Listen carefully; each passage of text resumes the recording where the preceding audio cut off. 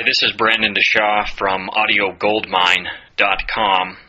That's audio-goldmine, GOLDMINE.com. In this audio, I review Rotobrush equipment and marketing materials. I started a duct cleaning business and I bought a used Rotobrush. I called the Rotobrush company and I was able to register my Rotobrush by providing the serial number and a receipt of purchase, and then I was able to order things like brushes directly from the company that I needed to operate my business. Now, first of all, the equipment. The Rotobrush equipment, in my opinion, is sturdy equipment. Now, as with anything, there's going to be some wear and tear when you operate, but we were able to do all the repairs ourselves. We had a control cable that needed resoldering 2 times. It had failed working, and when we opened it up, we had found that one of the wires had disconnected. But we were able to resolder that and get the cable back working. Okay, the previous owner, again, I bought it used, he had replaced the vacuum motor, and I believe that was under warranty, so they sent him a new motor, and in the instructions, the manual shows you how to replace that motor. Okay, we also had a component in the motor drivetrain. The drivetrain drives a belt which turns the cable inside the Rotobrush vacuum hose, which then on the end of the vacuum hose turns the brush. Now, we had a component inside brake, but with my 2 employees we were able to open up the Rotobrush and do the repair ourselves. Really just required some repositioning of equipment.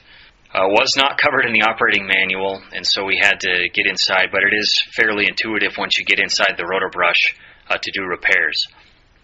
One final repair that we had to make was one house we sent the Rotobrush vacuum hose down some flexible insulated ductwork, and it just so happened that there's a wire that runs circular pattern on the outside for structural stability for that type of ductwork, and that metal wire had pierced inside the ductwork, and unbeknownst to my employees, got wrapped around the vacuum hose when the Rotobrush vacuum brush was down inside, and it tore our red Rotobrush vacuum hose.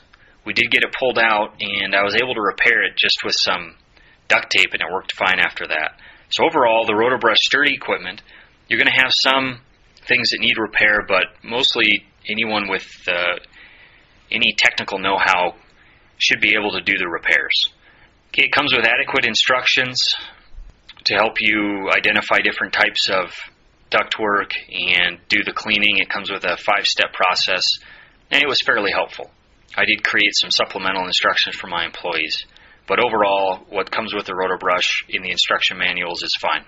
Now, the marketing materials, this is one of the things that they push in their own marketing for Rotobrush, is that you buy the Rotobrush and you get a business that's ready to go out and get customers and do jobs. Well, it does come with a variety of marketing materials. There's a small book with a whole bunch of ideas of how to market it.